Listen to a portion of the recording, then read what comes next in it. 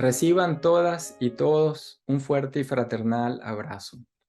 Quisiera compartir con ustedes unas breves reflexiones sobre la relación entre sinodalidad y Eucaristía.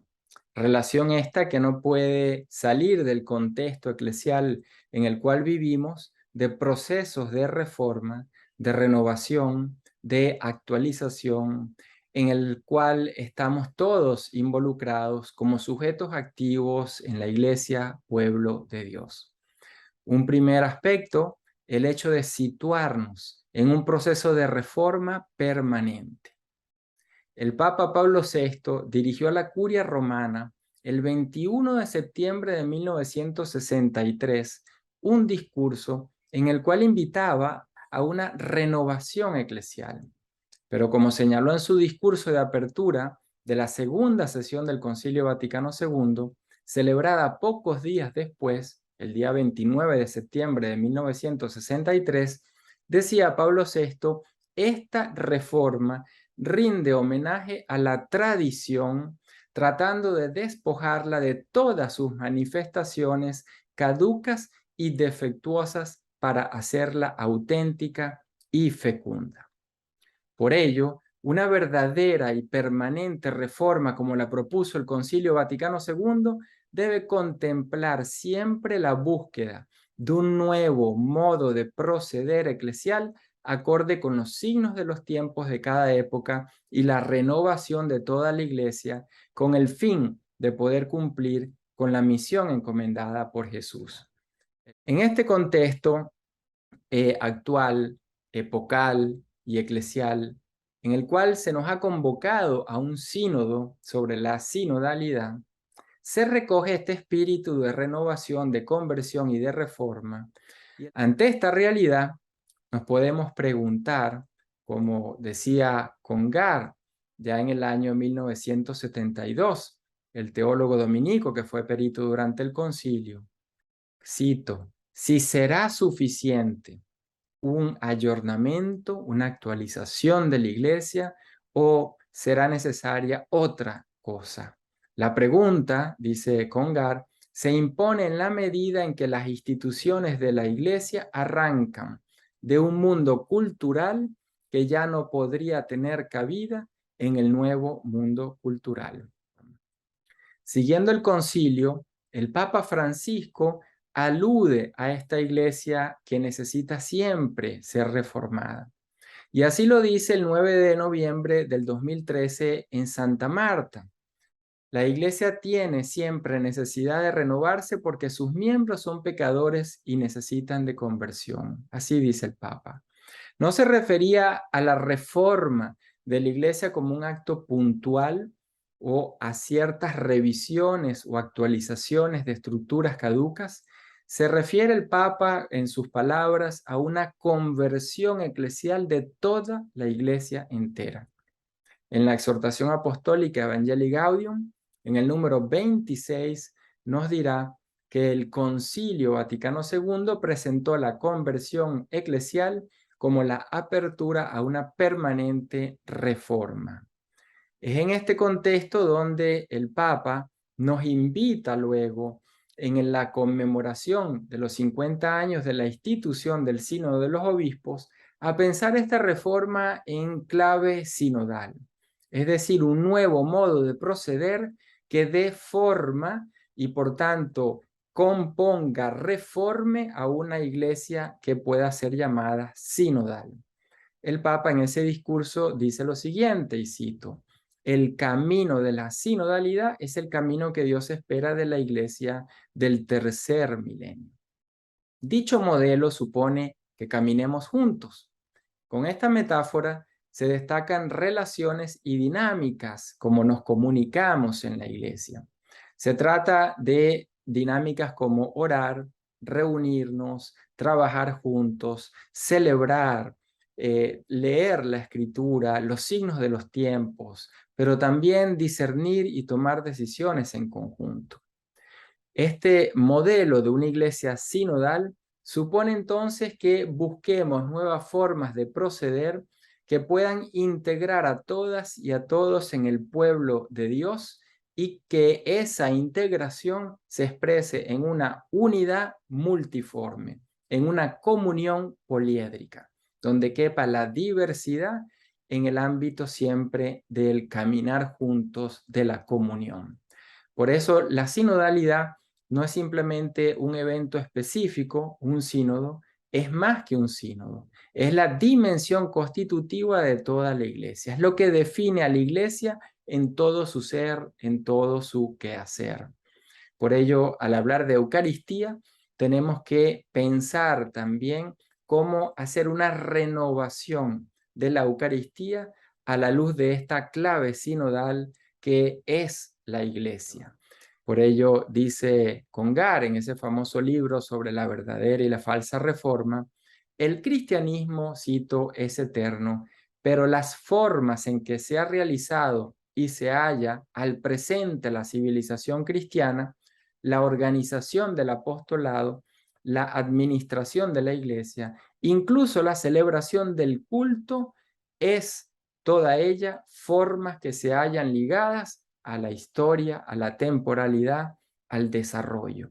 Querer tenerlas para siempre de un modo permanente sería absolutizar lo relativo, lo cual es una idolatría semejante a quien quiera relativizar lo absoluto. Congar nos coloca pues el contexto de cómo entender lo que es permanente el cristianismo y las formas socioculturales y teológicas a través de las cuales éste se expresa y que son siempre reformables. Un segundo punto trata sobre el sentido del pueblo de Dios, porque todos y todas somos convocados como pueblo, no nos realizamos aisladamente. Y la Eucaristía expresa esa vivencia de un pueblo reunido y convocado. Dos expresiones que podemos usar para comprender esto son fieles, Christi Fideles, como veremos en el concilio, y por otra parte la noción de corresponsabilidad entre todos los fieles. El pueblo de Dios está constituido por fieles, Christi Fideles, así nos dice la Lumen Gentium. Pero durante las discusiones del concilio, Monseñor Deschmet, uno de los obispos más importantes en esta constitución dogmática sobre la Iglesia, planteó la ruptura con ese modelo vertical, piramidal, preconciliar que existía, donde la jerarquía estaba por encima del resto de los fieles en la Iglesia. Dice Deschmet que la mente y el texto del concilio pensaba a la iglesia como una totalidad de fieles y no como grupos aislados. En sus intervenciones, durante los debates conciliares, dice lo siguiente: todos estamos unidos los unos con los otros y tenemos las mismas leyes y deberes fundamentales. Todos participamos del sacerdocio real del pueblo de Dios. El Papa es uno de los fieles. Obispos, sacerdotes, laicos, laicas, religiosos, religiosas, todos somos los fieles. De este modo, el concilio reafirmará luego en Lumen Gentium 30 que todo lo que se ha dicho sobre el pueblo de Dios se dirige por igual a laicos, religiosos y clérigos. Con esta expresión, fieles, el concilio ha querido identificar y definir lo común a todas las identidades eclesiales, desde el laicado hasta el episcopado. Christi Fideles es la expresión que usa el concilio. Y con ello quiere decir que hay una relación comunitaria, orgánica, entre todos los fieles, que no puede nunca ser aislada, separada. Dice la Lumen Gentium, en el número 32, que cada miembro está al servicio de los otros miembros, de modo que los pastores y los demás fieles están vinculados entre sí por recíproca necesidad, Cada uno según su modo, según la parte que le corresponda y lo que pueda contribuir, pero siempre conformando un nosotros eclesial que supera el modelo clerical y jerarcológico. Por ello, Monseñor Desmet es muy claro en decir que la palabra, cito, la palabra fiel designa a todos aquellos que han recibido la dignidad de ser miembros de la Iglesia en razón del bautismo. Por tanto, dice él, los fieles no son solo los laicos, sino también los religiosos, las religiosas, los sacerdotes, los obispos y el Papa. Fieles y laicado, dice, no son términos intercambiables. Por tanto, estamos en el corazón de esa renovación conciliar. Cualquier evento, acontecimiento o cualquier forma institucional y manera de relacionarnos en la iglesia tiene que tener esta dinámica entre todos los fieles en razón del bautismo con una dignidad por igual. Todo esto lleva a preguntarnos si la sinodalidad puede entenderse a la luz de la Eucaristía. ¿Cuál será esta relación? Pareciera que estamos ante algo que no es tan evidente para muchas personas. El punto de partida es siempre recuperar la teología del bautismo, el sentido fundamental que tiene el bautismo para cada uno en la iglesia. Por ello, Sacrosanctum Concilium dice en el número 14 lo siguiente: la Madre Iglesia desea ardientemente que todos los fieles sean conducidos a esa participación plena, porque tienen derecho en razón del bautismo, participación plena. Se trata de que todos los fieles podamos en la liturgia a asumir un rol de sujetos y no de objetos. No se pretende una concesión por parte de la jerarquía al resto de los fieles, sino un reconocimiento de la dignidad bautismal que cada uno y cada una tiene en razón del bautismo que hemos recibido. Por el contrario, estaríamos ante una liturgia clerical, en la que solo algunos son autores, mientras que los demás serían espectadores. Por ello es importantísimo comprender que el bautismo nos cualifica como conjunto, como comunidad de fieles, como pueblo sacerdotal en y para quien se ejerce el ministerio ordenado. En otras palabras, esto no quiere decir que relativicemos la celebración litúrgica y sacramental ni al ministro ordenado, sino que los situemos en el contexto de una vida eclesial que se piensa desde la totalidad de los fieles integrados, involucrados en toda la vida, la experiencia y la misión de la Iglesia. En el número 6 de Sacrosanctum Concilio lo explica de este modo, cito: por el bautismo los hombres se insertan en el misterio pascual de Cristo.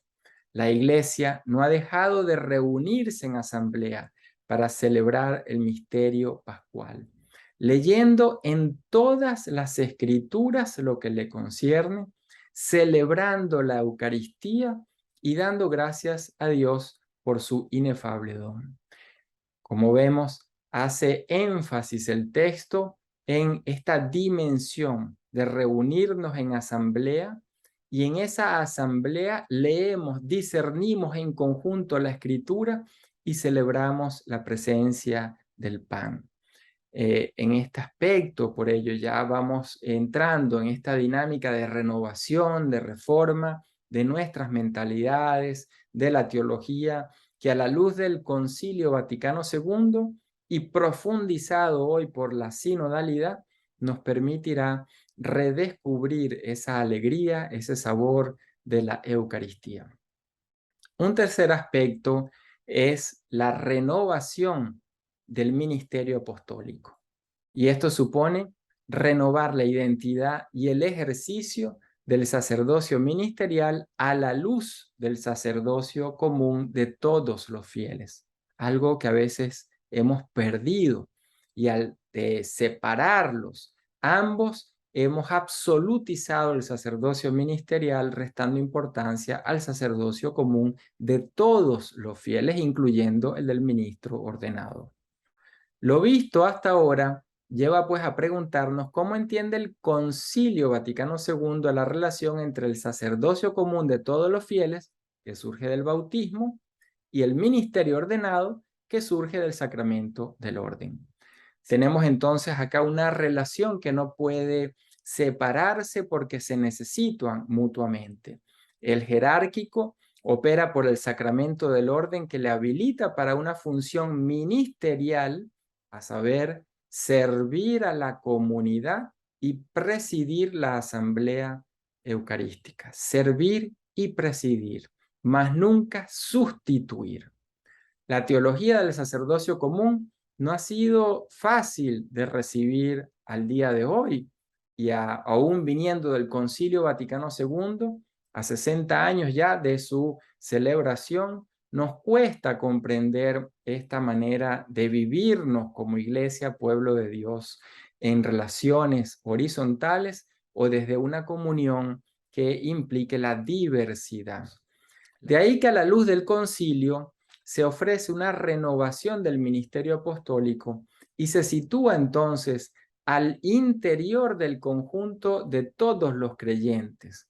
Dice el Lumen Gentium 32, de este modo los pastores deben estar al servicio de los demás fieles. El presbiterado no será entonces un poder sobre la Eucaristía, como sostuvo el Concilio de Trento, sino una existencia para la misión evangelizadora de la que todos los fieles somos corresponsables por igual.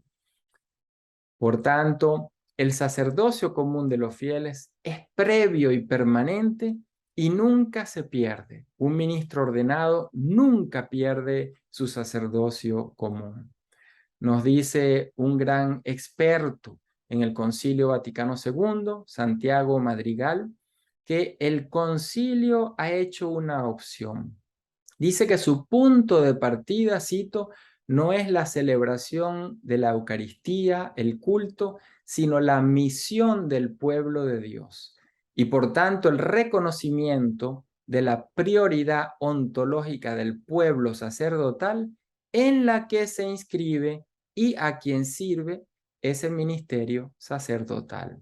Por ello no podemos pensar a la Eucaristía si no revisamos cómo se entiende, cómo se relaciona el ministro ordenado en relación al resto de los fieles. Y de ahí la pregunta entonces, ¿cómo estamos caminando juntos?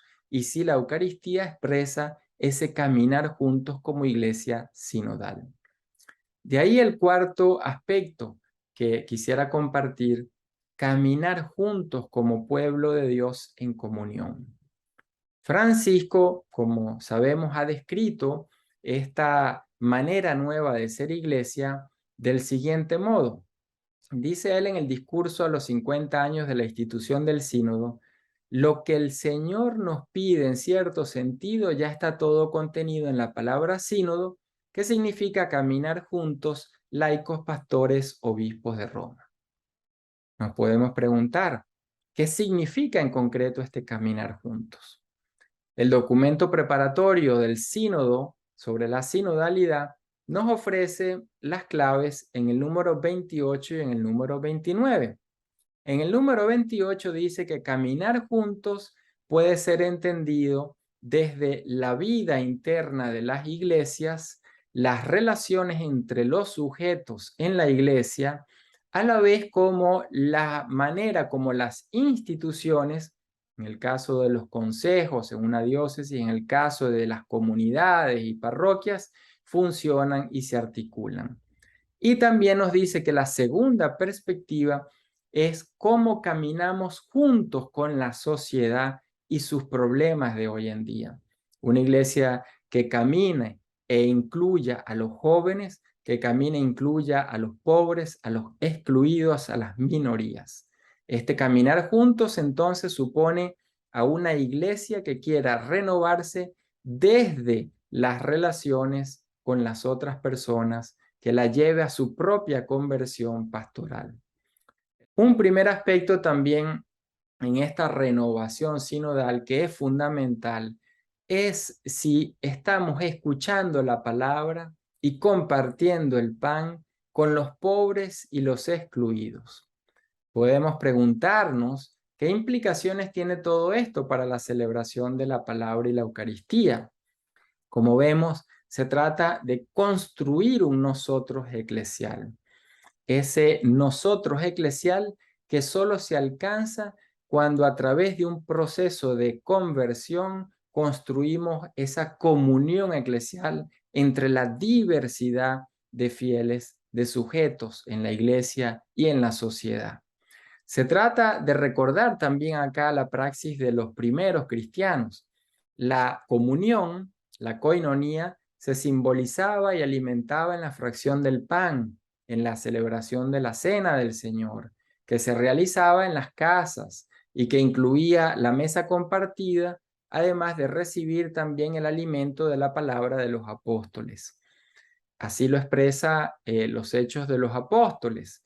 Y leo en el capítulo 2, versículos 42 en adelante.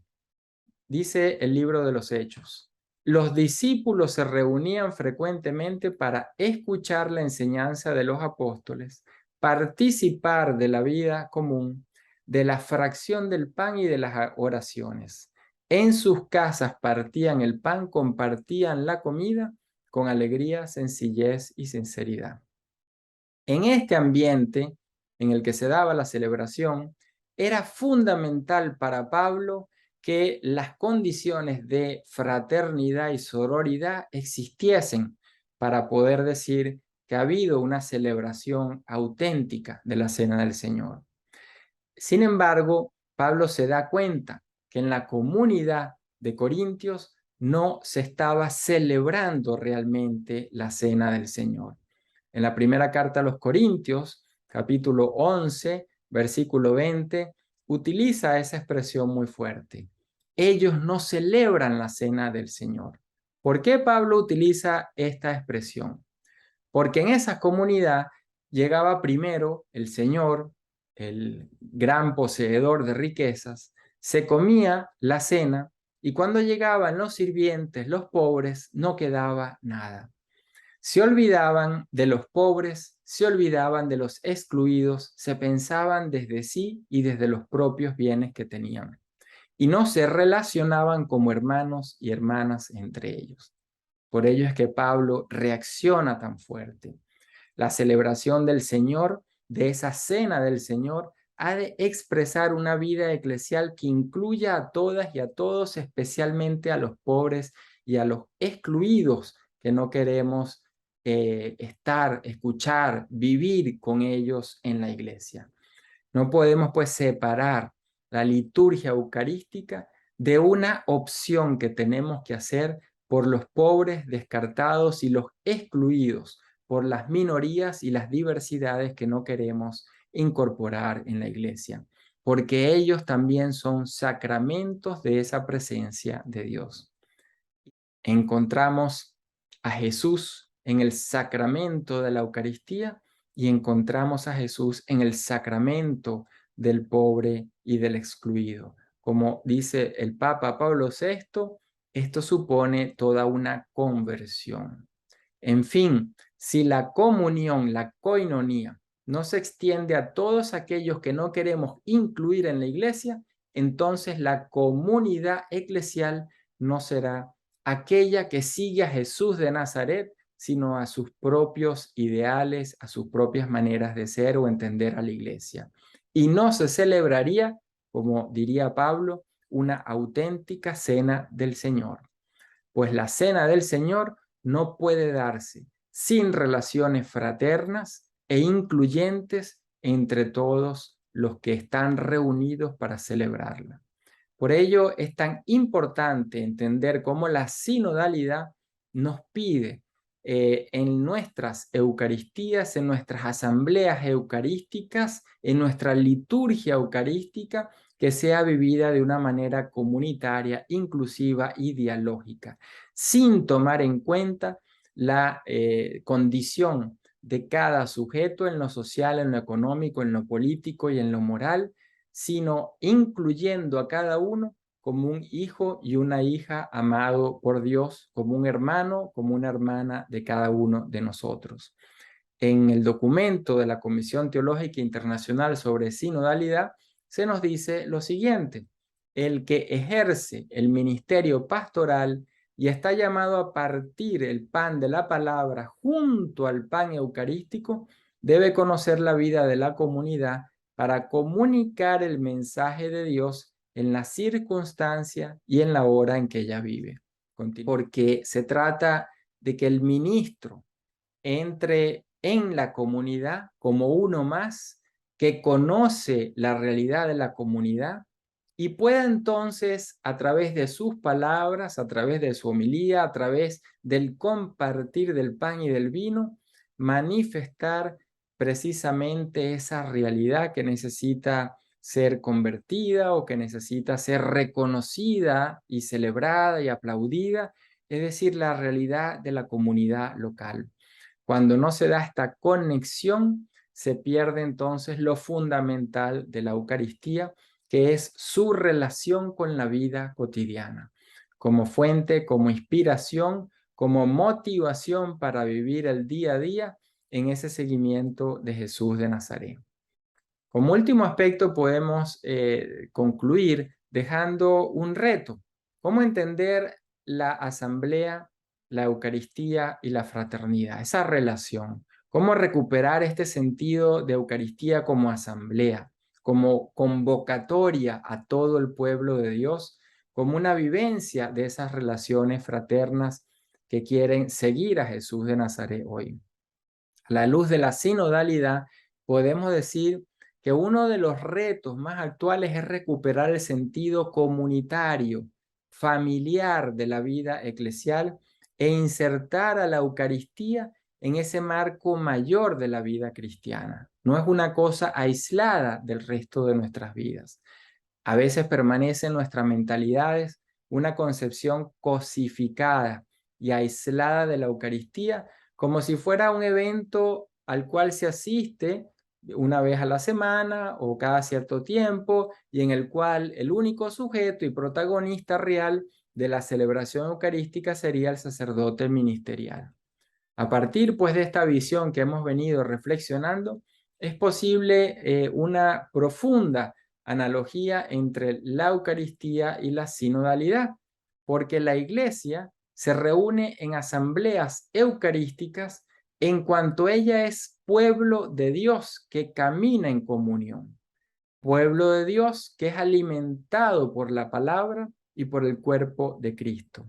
Aprendemos así de la Eucaristía que la Iglesia es asamblea, pero es también una comunidad concreta de mujeres y hombres con problemas, con alegrías, con situaciones difíciles, con esperanzas, una comunidad diversa, diversa en distintas maneras, en sujetos, en género, en experiencias, en conocimiento, pero todos ellos encontrando en el bautismo una dignidad sin igual, una dignidad como fieles que nos hace a todos ante Dios y en la asamblea eucarística ser tratados con el mismo respeto, la misma dignidad y el mismo involucramiento en la vida eclesial. Recordemos que en la carta a los Gálatas se nos dice lo siguiente, en el capítulo 3, versículo 27, ¿no? Todos los que habéis sido bautizados en Cristo, os habéis revestido de Cristo. No hay judío ni griego, no hay esclavo ni libre, no hay hombre ni mujer, porque todos sois uno en Cristo Jesús. Por tanto, nos queda el reto de construir una iglesia sinodal en la que la Eucaristía no sea cosificada ni separada de la vida cotidiana, porque la Eucaristía tiene que vivirse como parte de un camino personal y comunitario que vaya configurando un estilo de vida cristiano que se realice, dice la Comisión Teológica, que se realice mediante, primero, la escucha comunitaria de la palabra, Segundo, la celebración de la Eucaristía. Tercero, la fraternidad de la comunión. Y cuarto, la corresponsabilidad y participación de todo el pueblo de Dios.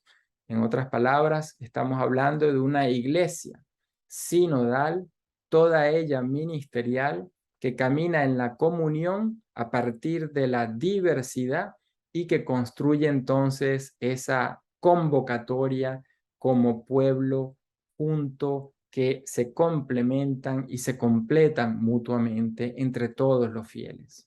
Podemos concluir diciendo, en el número 107 de la Comisión Teológica Internacional, en ese documento sobre la sinodalidad y la misión de la Iglesia.